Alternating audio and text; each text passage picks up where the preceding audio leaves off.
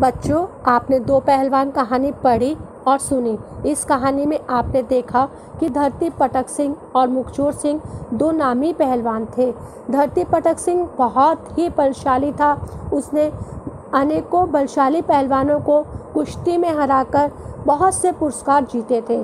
और दूसरी ओर मुखचोर सिंह, जिसको कभी भी किसी ने कुश्ती लड़ते हुए नहीं देखा था, वो सिर्फ धींगे ही हाँकता था कि मैं धरती पटक सिंह को कई बार हराया है और उसको मैं पटक सकता हूँ। तो धरती पटक सिंह मुखचोर सिंह से बदला लेने के लिए उसके घर में गया, लेकिन मुखचोर सिंह तो डर कर भाग गया। उसके बेटे ने बहुत ही बुद्धिमानी से काम लिया।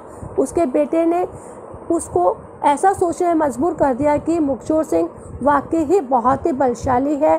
उससे अगर धरती पटक सिंह कुश्ती लड़ेगा तो वह ज़रूर हार का सामना करेगा, और वह वहाँ से भाग गया।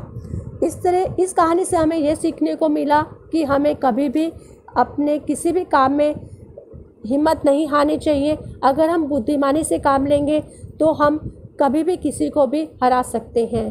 तो आज हम पार्ट 5 दो पहलवान का भाषा अभ्यास संबंधित कार्य करेंगे। हमारा पहला प्रश्न है, पाठ दो पहलवान में से दो दो व्यक्तिवाचक और जातिवाचक संज्ञा छांटकर लिखें। सबसे पहले आपको ये पता होना चाहिए कि व्यक्तिवाचक और जातिवाचक संज्ञा कहते किसे हैं। जिस संज्ञा शब्द से किसी विशेष व्यक्ति, स्थान या वस्तु के नाम का बोध हो, उसे हम व्यक्तिवाचक संज्ञा कहते हैं। तो इस पाठ में व्यक्तिवाचक संज्ञा के में आप धरती पटक सिंह और मुखचोर सिंह ये दो नाम लिख सकते हैं। और जातिवाचक संज्ञा, जिस संज्ञा शब्द से किसी वर्ग के सभी प्राणियों, वस्तुओं या स्थानों का बोध हो, उसे हम जातिवाचक संज्ञा कहते हैं। अब ख पाठ में आप जातिवाचक संज्ञा में आप पेड़ और पहलवान लिख सकते हैं। अब हमारा अगला प्रश्न है, नीचे दिए गए वाक्यों को ध्यान से पढ़िए। यहाँ पर 3 वाक्य दिए गए हैं। पहला वाक्य है, मुखचोर सिंह उसके नाम से बिल्कुल नहीं डरता था।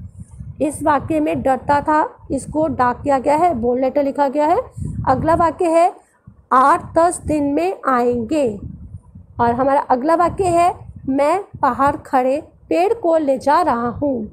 अब आप देखिए, इन वाक्यों में काम के होने का पता चल रहा है कि काम हो रहा है, हो चुका है या अभी काम होगा। जैसे कि पहले वाक्य में मुखचोर सिंह उसके नाम से बिल्कुल नहीं डरता था, काम हो चुका है। अगले वाक्य में 8-10 दिन में आएंगे, इसमें अभी काम होगा। मैं बाहर खड़े पेड़ को ले जा रहा हूँ, ये काम हो रहा है। आप इस बात को समझिए कि पहले वाक्य में डरता था, इससे हमें बीते हुए समय का पता चलता है, तो हम इसे भूतकाल भी कह सकते हैं। और दूसरे वाक्य में 8-10 दिन में आएंगे, आएंगे इस शब्द से आने वाले समय का पता चलता है, तो इसे हम भविष्यकाल भी कहते हैं। और तीसरे वाक्य में मैं बाहर खड़े पेड़ को ले जा रहा हूँ, इसमें आप देखिए, इससे वर्तमान समय के जो काम अभी हो रहा है उसका पता चलता है, तो इसे हम वर्तमान काल कहते हैं। काल के 3 भेद हैं, भूतकाल जिससे बीते हुए समय का पता चलता है, भविष्यकाल जिससे आने वाले समय का पता चलता है, वर्तमान काल जिससे हमें वर्तमान समय का पता चलता है। अब अगला प्रश्न है हमारा, वर्तमान काल, भूतकाल और भविष्यकाल, इनका आपने वाक्यों में प्रयोग करना है। आप अपने मनपसंद वाक्य बना सकते हैं। वर्तमान काल यानी जो भी काम चल रहा है, काम हो रहा है, जैसे मैं पढ़ा रही हूँ, आप पढ़ रहे हैं, तो आप यहाँ पे कोई भी वाक्य लिख सकते हैं, मैं पढ़ रही हूँ। और अगले स्थान पर आप राम खेलता है, ऐसा लिख सकते हैं। अगला है आपका भूतकाल, यहाँ पर आप वाक्य बना सकते हैं, मैं कल बाजार गया था, मेरी परीक्षा समाप्त हो गई। इस तरह आप कोई भी वाक्य बना सकते हैं। और अगला है भविष्यकाल, मैं पढ़ लिख कर अच्छी बनूंगी, हम ग्रीष्म अवकाश में मथुरा जाएंगे। इस तरह आप यहाँ पर अपना मनपसंद वाक्य बना सकते हैं। अब अगला प्रश्न है हमारा, नीचे दिए गए वाक्यों में प्रयुक्त काल लिखें। आपको कुछ वाक्य दिए गए हैं, आपने ये बताना है कि ये भूतकाल, वर्तमान या भविष्यकाल क्या बता रहा है।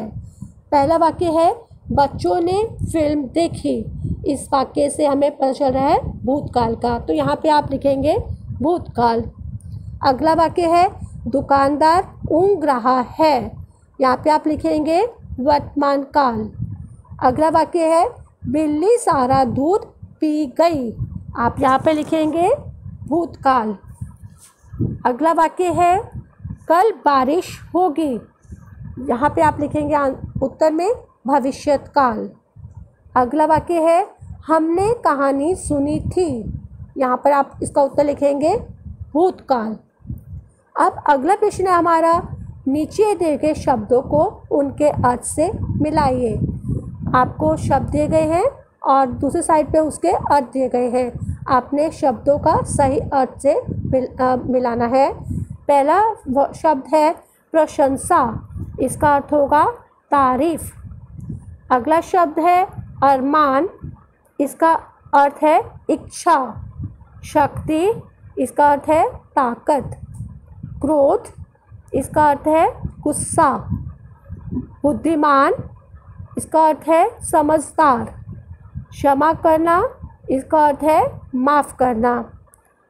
तो आपको मैं और दोबारा बता रही हूँ, प्रशंसा, तारीफ, अरमान, इच्छा, शक्ति, ताकत, क्रोध, गुस्सा, बुद्धिमान, समझदार, क्षमा करना, माफ़ करना।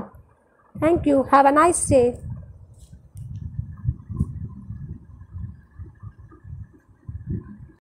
बच्चों, आपने दो पहलवान कहानी से सीखा कि हमें हमेशा बुद्धिमानी से काम लेना चाहिए।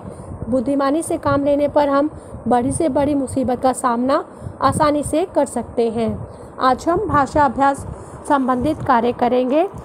हमारा छठा प्रश्न है, नीचे दिए गए शब्द जोड़ों से वाक्य बनाकर लिखें।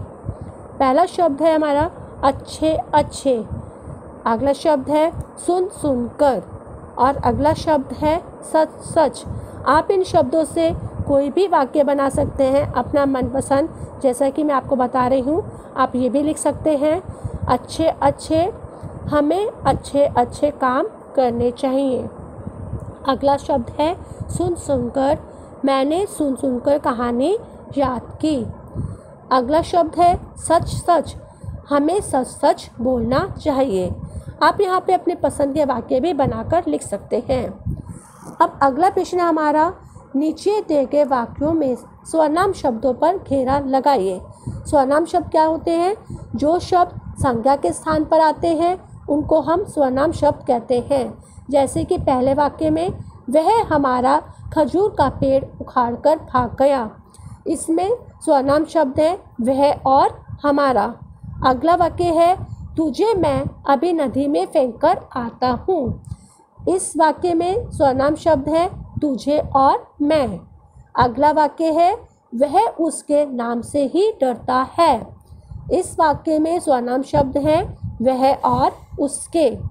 अगला वाक्य है वह अपने आप चला जाएगा, इस वाक्य में स्वनाम शब्द है वह अपने आप।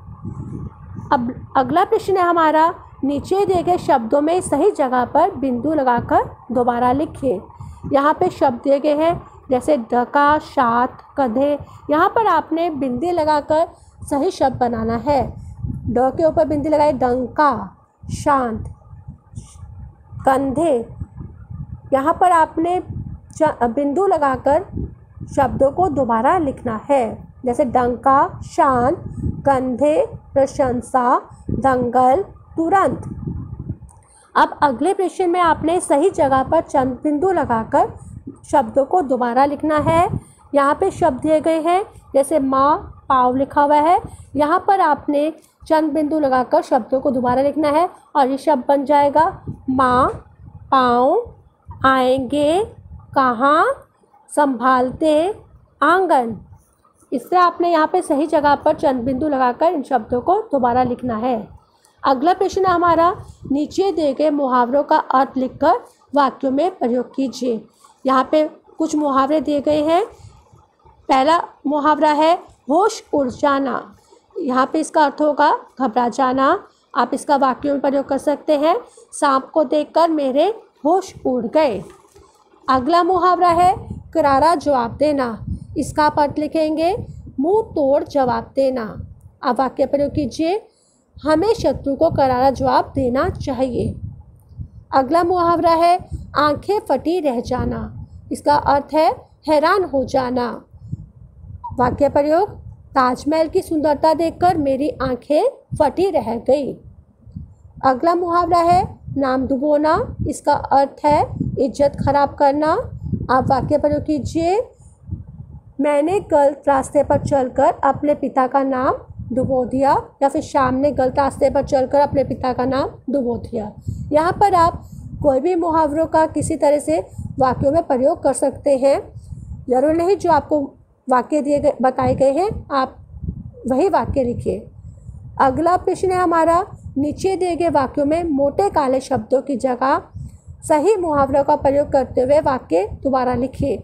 यहाँ पे वाक्य दिए गए हैं और वाक्य के अंत में आपने देखा है कि उनको मोटा काला किया गया है, मोटे काले शब्द की तरह लिखा गया है। आपने उनकी जगह सही मुहावरा प्रयोग करते हुए उनका वाक्यों में प्रयोग करना है। जैसे पहला वाक्य आपको दिया गया है, धरती पटक सिंह ने मुखचोर सिंह को हरा दिया। हरा दिया, इसकी जगह आप मुहावरा लिखेंगे दांत खट्टे करना, और आप इस वाक्य को इस तरह लिखेंगे, धरती पटक सिंह ने मुखचोर सिंह के दांत खट्टे कर दिए। अगले वाक्य में है, वह डर के मारे पिछले दरवाजे से भाग गया। यहाँ पे मोटा काला शब्द है भाग गया। इसका जो है मुहावरा बनेगा 9 2 11 होना। अब इसका सही वाक्य में प्रयोग कर रहे हैं, वह डर के मारे पिछले दरवाजे से 9 2 11 हो गया। अर्थ दिए गए हैं। मुहावरे को प्रयोग करते हुए आपने वाक्य दोबारा लिखने हैं। तीसरा वाक्य है, तालाब में पानी कम देखकर वह बहुत क्रोधित हुआ। क्रोधित हुआ मतलब आग बबूला होना। अब आपका वाक्य क्या बन जाएगा, तालाब में पानी कम देखकर वह बहुत आग बबूला हो गया। अब अगला प्रश्न है, ये आपको खुद करना है, अपने आप करना है। सेहतमंद बनने के लिए क्या क्या खाना चाहिए, कैसे खाना चाहिए, यानी आपको पौष्टिक भोजन खाने चाहिए, इसके बारे में बताने के लिए आपने एक विज्ञापन बनाना है। ये आपका क्रियात्मक कार्य है, आपका एक्टिविटी वर्क है, आपने इसको खुद करना है। Thanks, have a nice day.